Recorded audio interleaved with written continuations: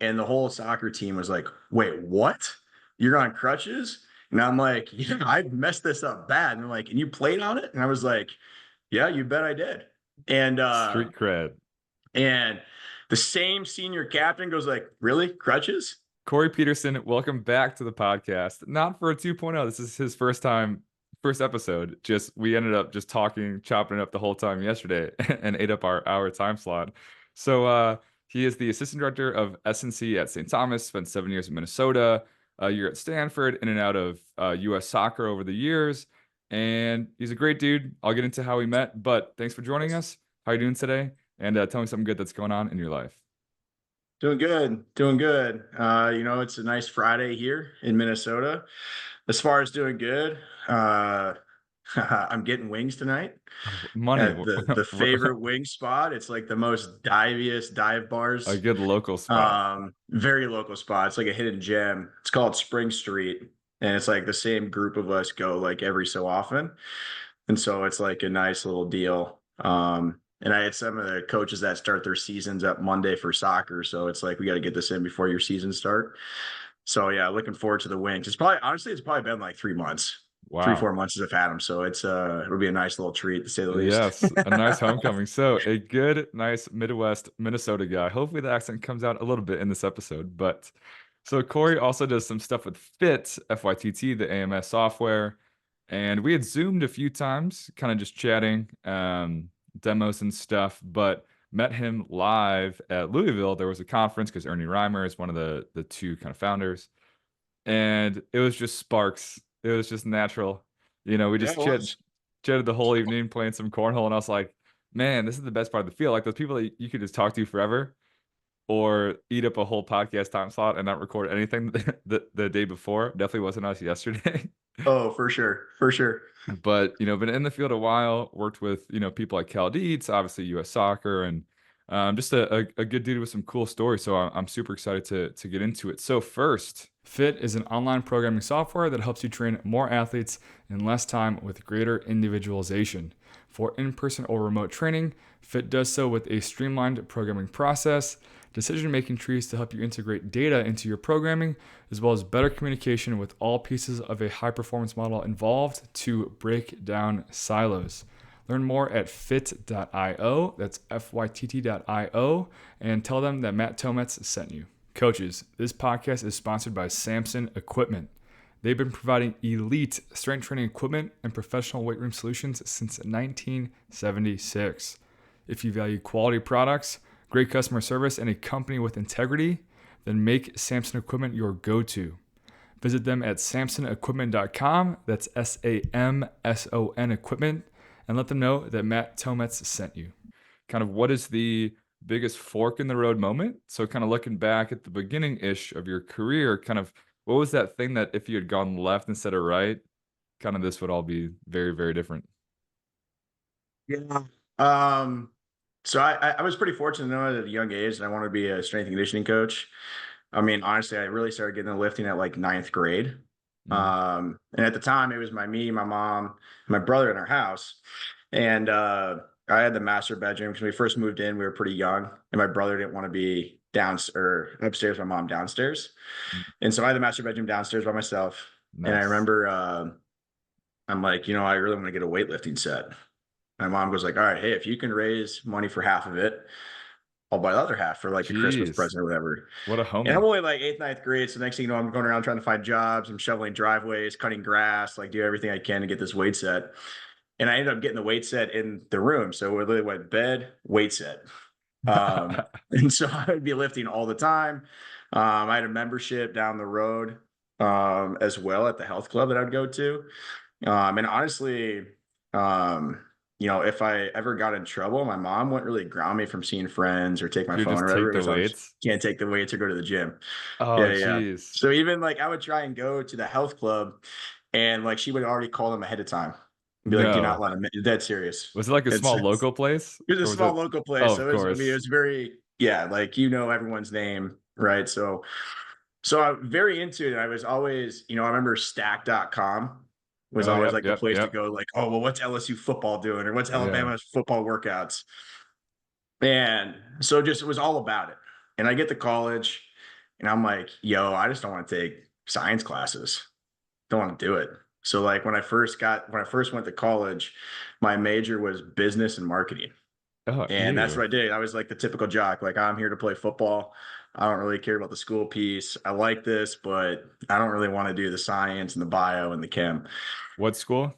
So Augustana University in Sioux Falls, South Dakota. Mm-hmm. And so that's how it was when I started. I went to my first class as a freshman, and I was sitting in like this intro to business class. And I just remember sitting there and I'm like, oh my gosh, this is so boring. Like, this is not intriguing. This is nothing. And so then I really started second guessing myself. Like, are you sure this is what you want to do? Like, go down business marketing. Yeah, it might be a little bit easier because you don't have to take lab and all that stuff. And I'm like, you know what? Okay, fine. I'll stick out like one more class. And I go to the next class that same first week. And I'm like, nope, can't do this. I'm out. I'm out. I'm out. And I went to my advisor and said, I need to switch. Can I switch classes right now? Is it too late? And they're like, nope, we can switch you. I'm like, okay, cool. Like tomorrow, like I want to start tomorrow. And so then I quickly switched to like kinesiology, exercise science. Game over. And I'm just thinking like, man, like if I would have went down that road, I mean, my life would have been totally different. Mm-hmm. Totally different. So I would say that was like the first thing when you get to college, you're like, oh, I'm going to take this path. And then you quickly realize like, okay, I can't just do that just to do that. Mm-hmm. And I suck it up for the 4 years of, OChem and bio. But that was like the first like decision that I had when it came to like, am I going to get into this field? Am I not going to get in this field? Mm-hmm. Going back to the weights, is it because like what do you think it was about lifting and training? Because like for me, I guess I liked it, but I wasn't the most genetically gifted individual. I kind of had to work for everything that I had. It's kind of like the all-star players don't make the best coaches because it's like how do you hit a curveball? And then it's like, I don't know, just see it and hit it, you See know? it, hit it. Just do So it. so what do you think it was about training at that age that you kind of gravitated towards?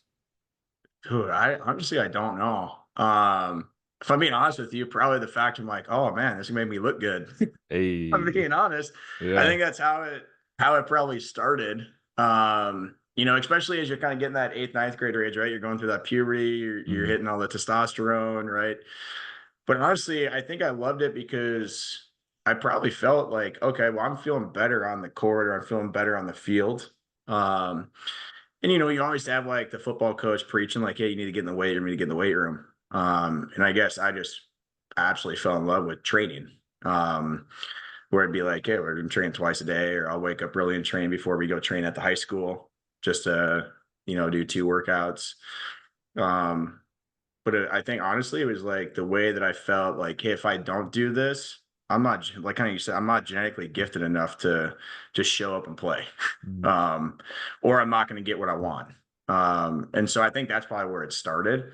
Mhm. Um, and then my best friend at the time too, he was all about it too. So it even made it easier. So Oh, me and heck him, we yeah. would train together. We would talk about training. We would prioritize training over other things. And so that also made it easy and help, right? Like if you have a buddy doing it with you or just as involved or interested, it definitely makes it easier. But yeah, it just kind of stayed on, man. And shout out to your mom for two reasons. Number one, that's dedication lugging those weights up and down the stairs to ground you, you Yeah. Oh know? yeah. Um, but second, to put that on the table for you at a young age, being a hustler. So I guess it all comes full circle. But your boy might have sold the most popcorn once or twice in my day, way back when. Third place once, I Oh, got let's three go. trophies. And Let's go.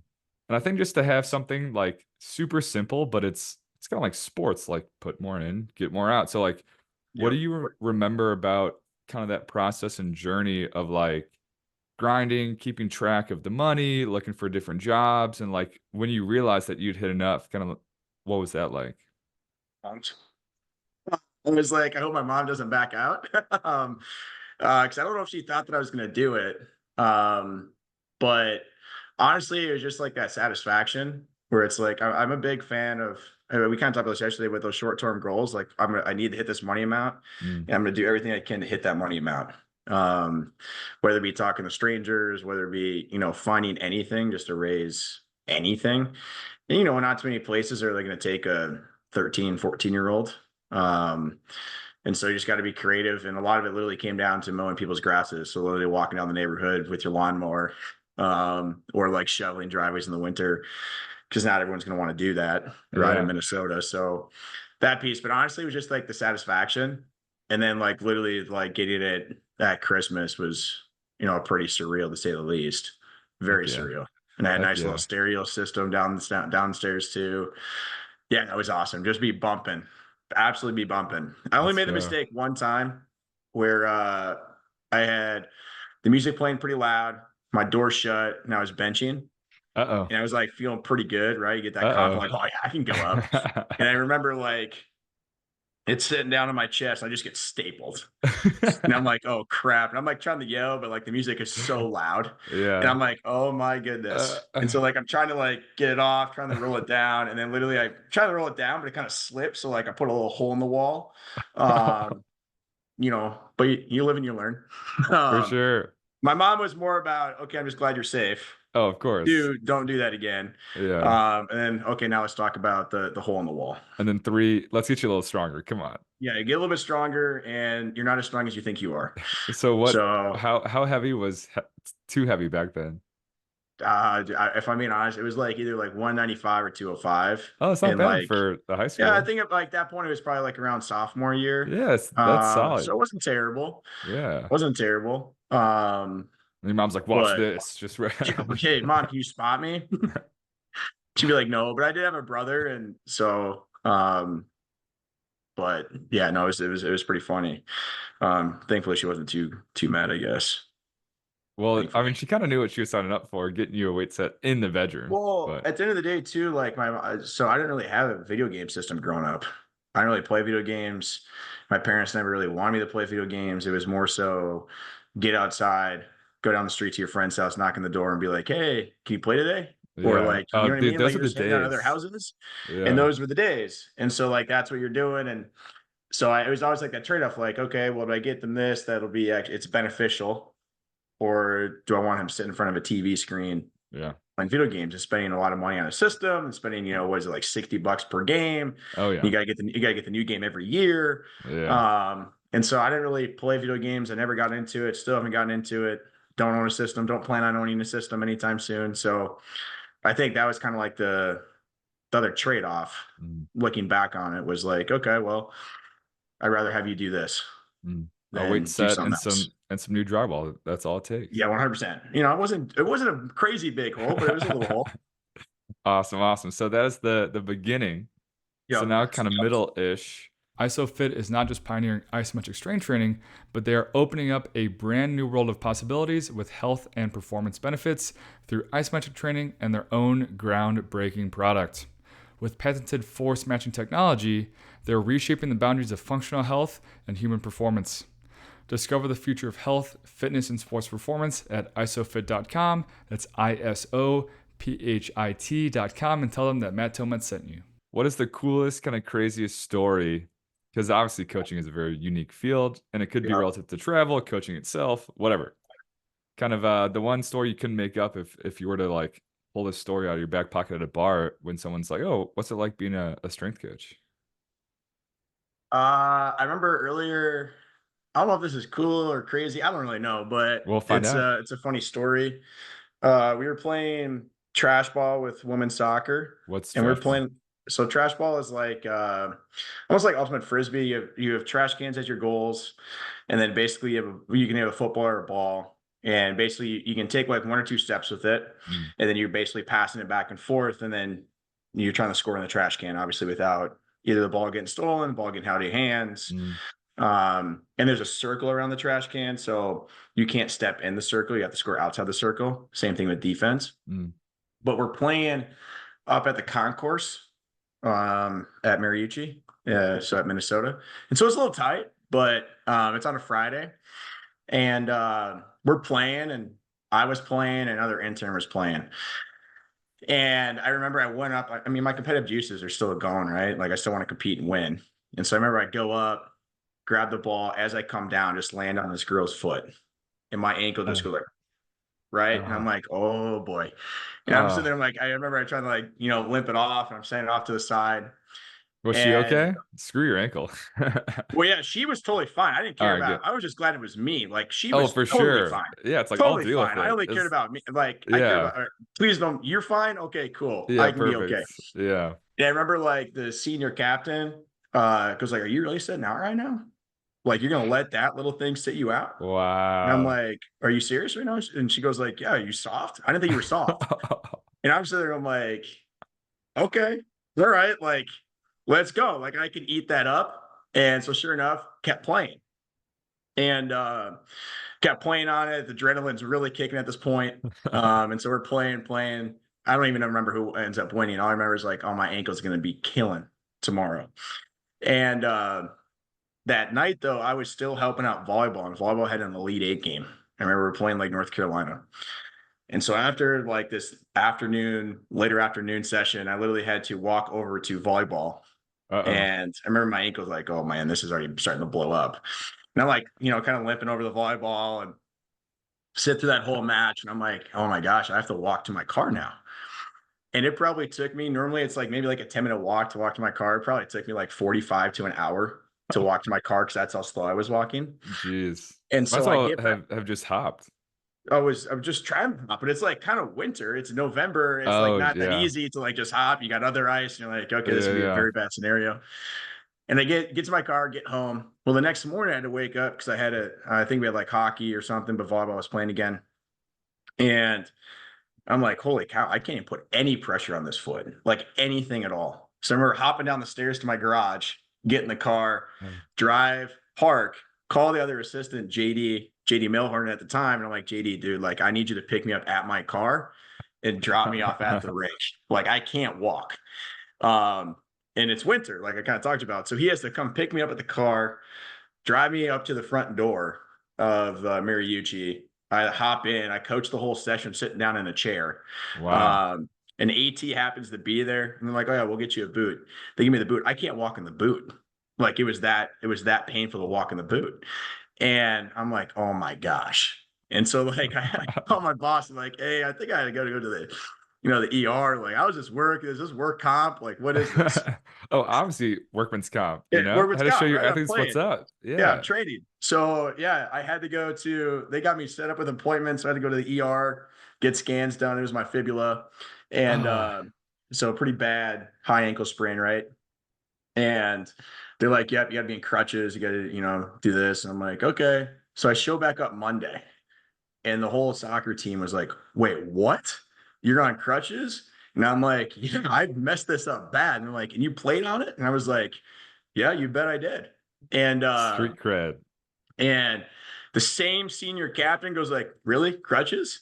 You need crutches?" Like same thing, just get underneath my skin. I said, "You know what? Nope. Crutches go off." And I Oh, remember like, okay, no. I'm just being a moron at this point. Can't But back down. honestly, that's the first time and we started sampling around with don't ice that ankle sprain.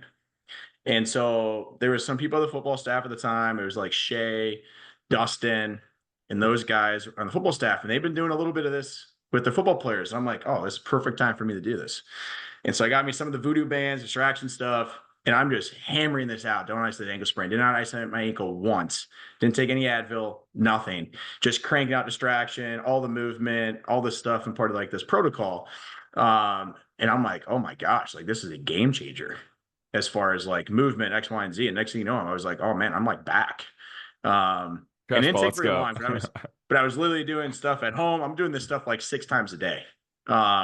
Just playing around, experimenting, doing all that stuff. And then I remember like I was talking to my athletic trainer. I'm like, yo, we should probably look into this. If anyone on the field gets like a little tweak or whatever, like this could be pretty big game change. And then honestly, it kind of turned into like a staple.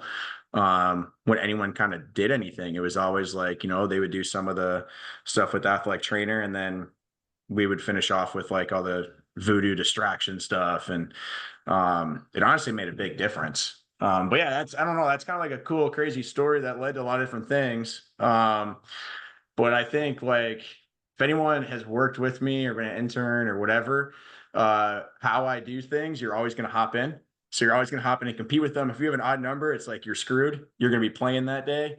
Or I'll hop in and play. Because at the end of the day, reminder, like you're there for the athletes. So like you got to suck it up and realize like, okay, I'll be sore, but whatever. I need to make sure the athlete still gets a good training experience. Um, so that was one piece. And I would say the second, this would be more cool, but I was very young when I was at Stanford. And when I got there, Christian McCaffrey was coming off his Heisman year. And so I got to see Christian McCaffrey throughout the offseason. Were you with football? Yeah. Nice. Yep. And it's just a whole different level of seeing him operate. Like, and so you got to see like how disciplined he was and how he was a leader and how like he's running everybody through everything or he's holding everybody accountable. And honestly, it was just pretty cool. Like that was my first like true exposure to like one, someone of his stature, but two, he was actually just an unbelievable person, unbelievable teammate. And just how he worked, it was actually unbelievable. Where it's like, man, like, how do you not like this guy? Like, all he does is literally put more work in than anybody else, and he leads people, or he does. That was probably a pretty cool experience to see someone of his stature. And then obviously you've seen this just like the success he's having in the NFL, and it's like, yeah, I'm not surprised. Like, I'm not surprised one bit. After seeing how he conduct his life on a daily basis. I feel like with those athletes, where's that line? And I would assume that there's some pretty legit athletes that have come through Minnesota as well, Yep. in a variety of sports. But where's that line? I don't think I've gotten to anyone that legit. But I guess Charles Tillman, Peanut Tillman. Yeah. My boss used to train him, Yep. and I never got to work with him, but I was just like around. And it's like you got to treat them like humans too, but it's also like he's Christian McCaffrey, Heisman guy, like, so where's that line in your opinion when it gets time to working with an athlete of that stature of like you do treat them like everyone else, but it's like you got to have some feeling you're human that like they're a little different, Does that kind of make sense? I think it's honestly like in my experience, I think they're not treated like a normal human outside of Mm, the weight room, yeah, right? yeah, Everyone wants their attention, everyone wants their autograph, everybody wants this, right? And it's not like that authentic relationship where what I've seen is just like if you just treat them and you don't even bring up like yeah, how good they are on the field or on the court or whatever, and just have a conversation that usually goes pretty far because they don't always have all of that. yeah, Whether they're sitting there signing autographs or although you name it, right? They're a hot commodity. So if you just kind of can treat them like normal people and not be like, holy cow, this is, a celebrity. yeah. It's much better. It'd be no different. Like I remember at Minnesota, like I did not work with him, but we shared a weight room, but Scott McWilliams I worked with met Gable him. Stevenson. And so when you have Gable walk around the weight room, it was always, I remember the weight room in Minnesota has the racks, and then up top was like the windows where people can walk through. So it's kind of like a fishbowl. And Oh, every time like Gable was in there, everyone's just up top, like, oh my gosh, that's Gable. Like that's Gable down there. And it's like Gable's just a normal person. Like you just go up, dab him up, what's up, man? And then you walk away. And like you kind of, again, I did not work with him, but you got to see him. And it's just like, dude, he's just a normal person that just wants to, BS with Scott. yeah, He just wants to have fun with Scott. Like, yeah, and they have an unbelievable relationship. But it's also because Scott's not like, like yeah. praising Fangirl. them, right? It's Yeah, like, yeah. oh man, this is just a normal other day thing. How I train you is going to have to be different because you're that unbelievable of an athlete and you're a Mm, genetic freak. But how I treat you and talk to you is not going to change. yeah. So that's kind of been the piece. I Mm. do remember there was like one time an athlete, we had like an intern, and an athlete was like to the intern, like, do you know who I am? And the intern was like, no, but I'm here to hold the band for you. That's And I great. was sitting there like, this is amazing. This is amazing. Like this person literally, he's not here to work with you guys. He was here to learn under this person. Mm. right? So it's like, no, man, I'm just here to hold the band, dude. I'm here to learn and get better as a professional. Uh, and so it was it was pretty awesome to say the least. Yeah, yeah. No, I mean, I guess that makes total sense. The one story I have about meeting someone kind of famous, I guess, was Jalen Brunson is Oh from the yeah. Chicago area. Yep. Yep. And I went on like a blind date, like one of my friends' boyfriends, friends just needed a date to the dance. And I was like, oh, cool, I'll come hang out. And my date knew Jalen, so he came up and then I like shook his hand. You know, it was my height ish. I'm like 6 feet. And he walked away and she goes, do you know who that was? And I was like, no. And she was like, that's Jalen Brunson. And I was like, so? They're like, he just dropped 51 in the state tournament. And I was like, all right, good for him. And Cool, man. then they're like, Congrats. he's going to Villanova. And I was like, oh, okay, nice. And then fast forward like 10 months, I'm watching him on TV win it all at Villanova. I was like, oh, that's Jalen Brunson. And then That's of Jalen course, Brunson. like And now you're 2 watching him months tear it up in ago, the league right now. yeah, 300 million, his Yeah. contract, you know, however big it was. But yeah, I'm sure like their guard is always up. So finally just to chat with someone who's just like they don't have to, you know, 100%. I'm sure is 100%. And refreshing. I think like I had the privilege to work with a pretty awesome swimmer too. I think he was like a 7-time NCAA champ. But honestly, we never talked swimming. We talked Vikings versus Packers, or we Nice. talked like music, and it was just very different. Like it would just be like he just wants to talk. Mhm. And then can we create that relationship and just talk about everything not around swimming, or talk about jobs, or hey, what do you want to do after swimming, or Mhm. all of those pieces. And that's still someone that you stay in touch with now, right? Because you build like that more true, authentic Yeah, yeah. relationship, which is, I think that's like the separator Yeah. personally. Yeah, no, it makes sense to me. So very, very cool. So next, kind of more present-ish, Yeah. but kind of what is that story full circle that maybe took a little bit of time to kind of all come around, or you needed some time to realize why it happened, or whether an athlete comes back, you know, 3, 4 years later, just anything that basically took some time that you're super proud of kind of looking back. Yeah. I mean, I think there's one moment that I think kind of like changed a lot for me and like my perspective in the field. And I remember it was 2018, 2017, around there. And I remember like I was a young strength coach at the time, and I was working for Cal, and I'm doing, doing RPR, we're doing the triphasic things. And honestly, my ego was so freaking high. Oh, I'm I like, bet. I'm the freaking man. I know exactly what I'm doing. I went through like a whole soccer season with zero soft tissue, anything. No one missed time. I'm like, oh, this Oh, is easy, man. easy. This is in the Yeah. bag. And because I think I actually had this conversation the other day, like when you're young, you think you know it all. You're Hmm. like, oh, I know this. Hmm. And then the more you're in the field, you're like, I don't know anything. I Yeah. absolutely know absolutely nothing. But what happened was, I remember we went to Italy in the spring, and I remember I was like talking to the coaches, like, hey, like we just gotta be smart with the travel, the jet lag, all this stuff. And first game, I already didn't feel good about it, right? Like the lights aren't really working. We're in traffic a while, all this stuff. And I'm like, I just don't feel good. Well, our Uh-oh. senior captain tears the ACL. Uh, And I'm sitting there, I'm like, oh my gosh. And I'm just like heartbroken. She's heartbroken. Her family's there. It's like, and this is uh, how we start the trip. And mm, I'm like, oh my gosh.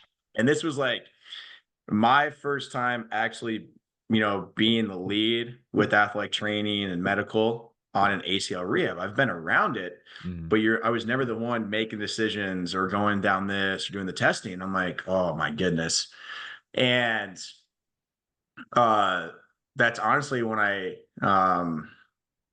changed perspective on training, was obviously like Eric Hernandez down at UNC. He got me really connected with Bill Knowles.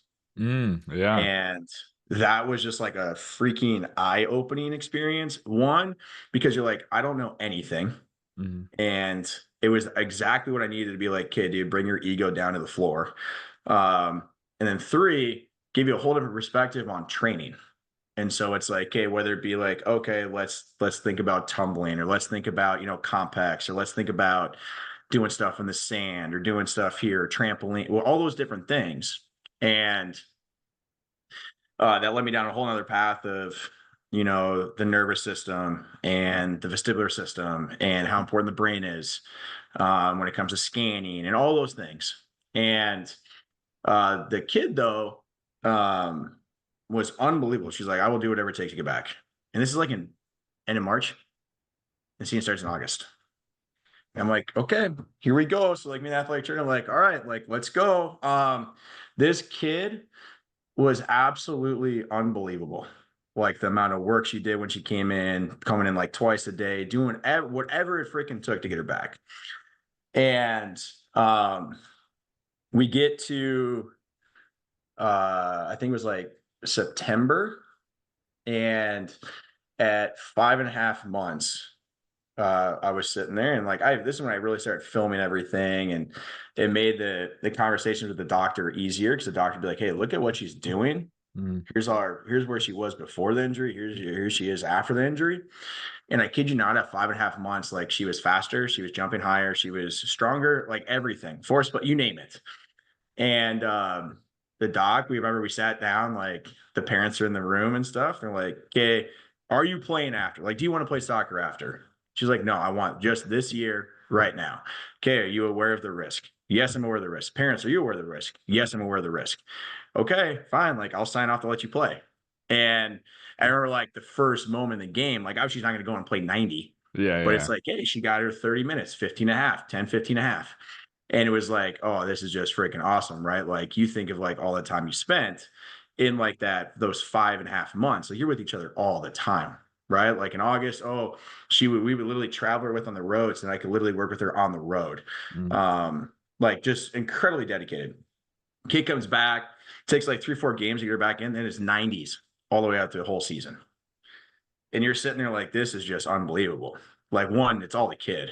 It's all the kid. And that year we won the Big Ten championship. The whole thing was just pretty surreal with her, the athlete. But then you fast forward, it's like you built that connection, you built that relationship, and then being able to go to her wedding, like back in, it was like, I don't know how many years after it was after graduation, but it's just like, that's why you do it. It's like the relationship piece to help them reach their goals.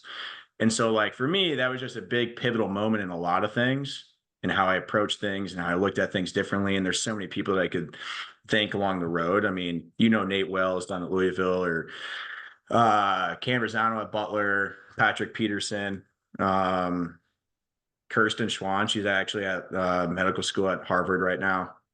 Yeah, unbelievable. So, I mean, there's just so many people that I could thank that helped along the way.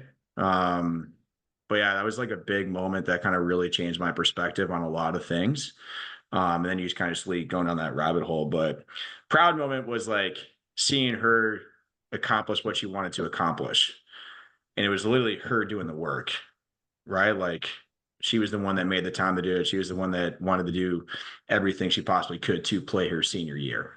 So that was probably a pretty proud moment. Then you fast forward, you have more people that go through injuries. And it's like, yeah, you do everything you can to get them back on the field. And when you get them back on the field, you're like, that was so worth it. Watch like the extra time that you're going to put in, the extra time that you're going to give them just so they get back to playing their sport. So I think that's my whole perspective. I think sometimes like people are like, I'm like, no, they came here to play the sport. They didn't come here to lift.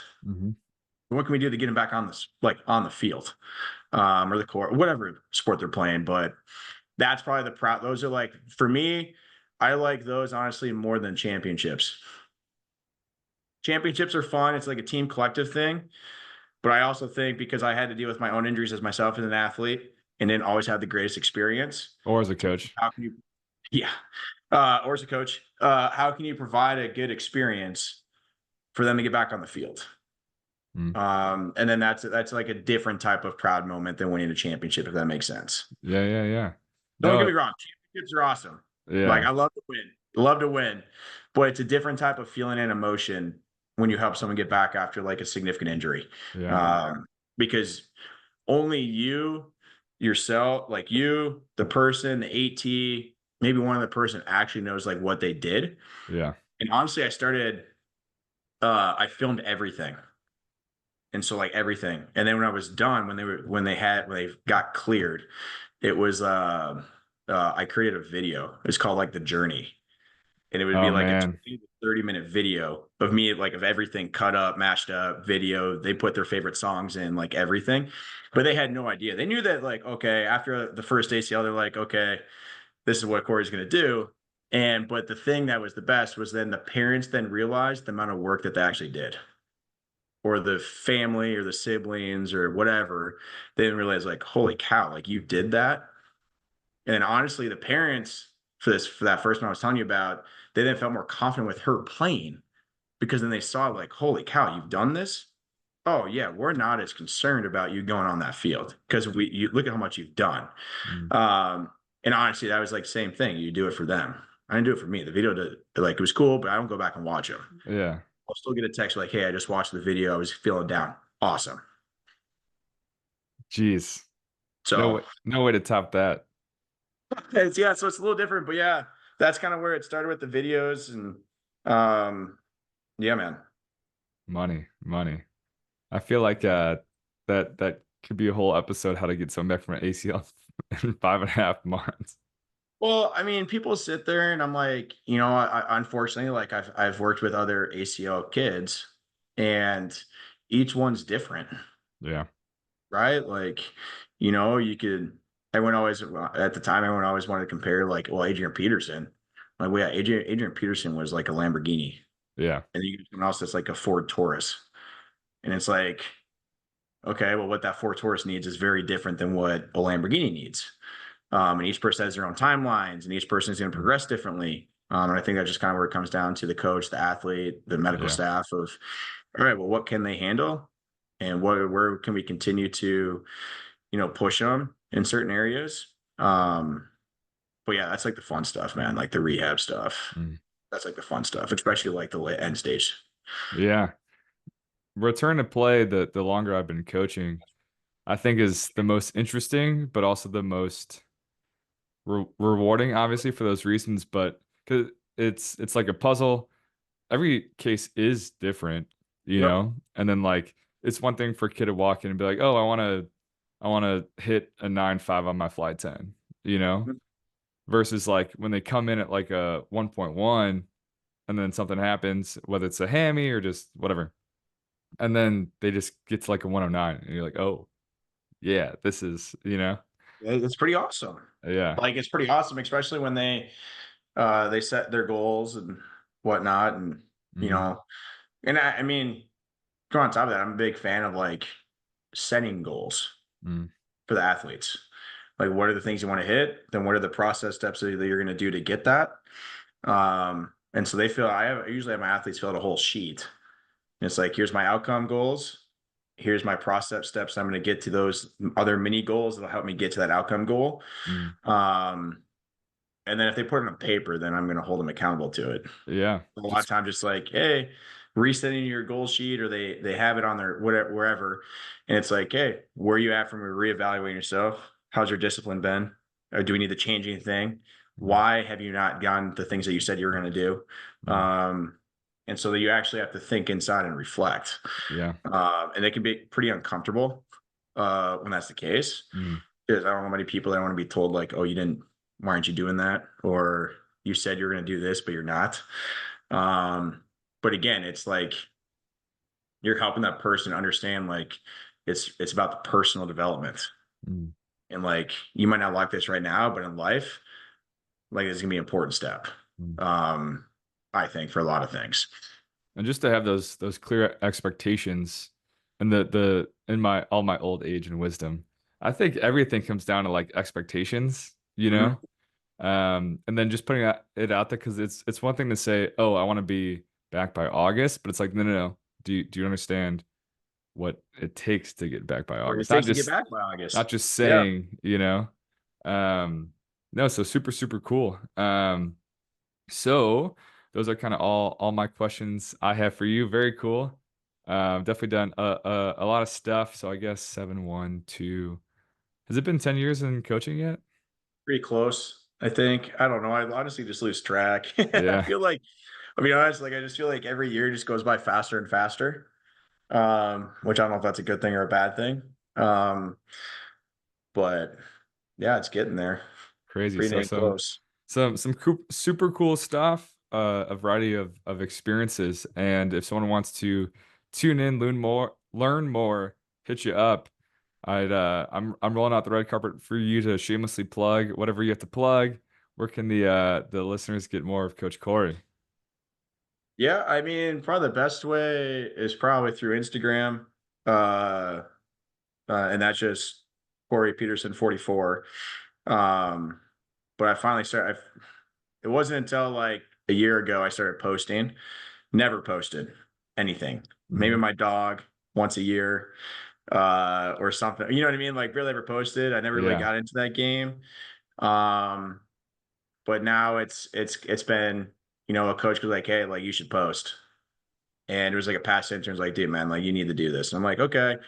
And then I kind of got some of it from the coaches at St. Thomas. And I'm like, okay, I'll post.